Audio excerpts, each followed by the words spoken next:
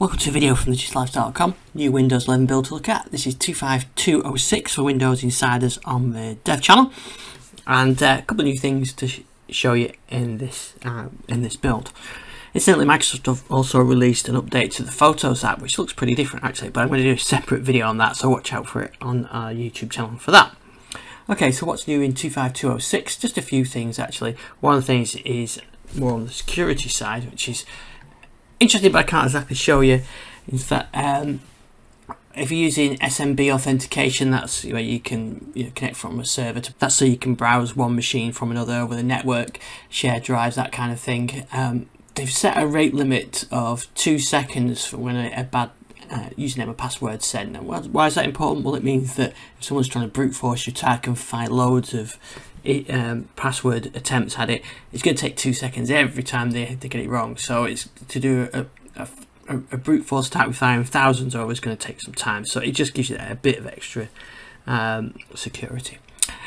So the change of this is the Open with Dialog Box. Microsoft introduced a new version a while ago, but they didn't roll it out to everybody, and now they've pushed that out to everybody. So let's see what the dialog box looks like.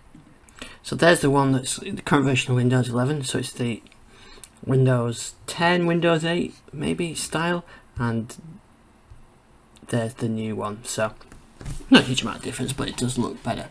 The other change of this is if you've got a display that supports variable refresh rate, which is 120 Hz or more, you can use dynamic refresh rate on external monitors now, which is good. Reduce a bit of power consumption. You've been able to have that on devices like the Surface Laptop Studio, which I'm on now, but this works on the external monitors now. Some of the changes to this build: OneDrive will no longer ask for permissions every time the PC boots, and Explorer EXE shouldn't crash.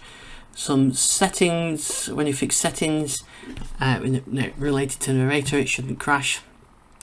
Search shouldn't crash when in certain circumstances where it would just crash when you go into search. I haven't seen that myself. And they fixed some issues with memory leaks after certain crashes, and the computer icon is now shown again in the shutdown Windows dialog box. So there's still some known issues. They're investigating an issue where the date and time zone settings are incorrect. Using the PC reset option will break UWP apps, and you'll need to reset your device on builds 25201 or higher. So just be careful if you're going to do a reset of your PC. You might need the ISO to do a clean install on that. They're looking to reports that audio stopped working. I mentioned this one before. I've not had that issue. And they're looking at some issues with the File Explorer command bar.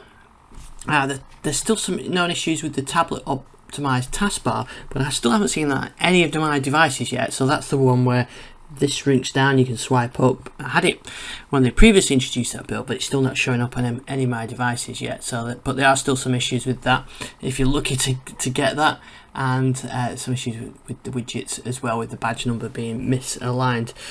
But other than that, that's the main changes with this build. I wonder if I've got I haven't even got the expand widgets to full screen thing that was introduced a couple of builds ago yet. So they're very controlled releases of some of these features now. I wish they got out to a bit more insiders. It's a bit frustrating when you've got a tablet and you want to try out the tablet features and you haven't got it. But anyway, that's the way it is. You can find out more on digital.com, our YouTube channel, and at iStixon on Twitter.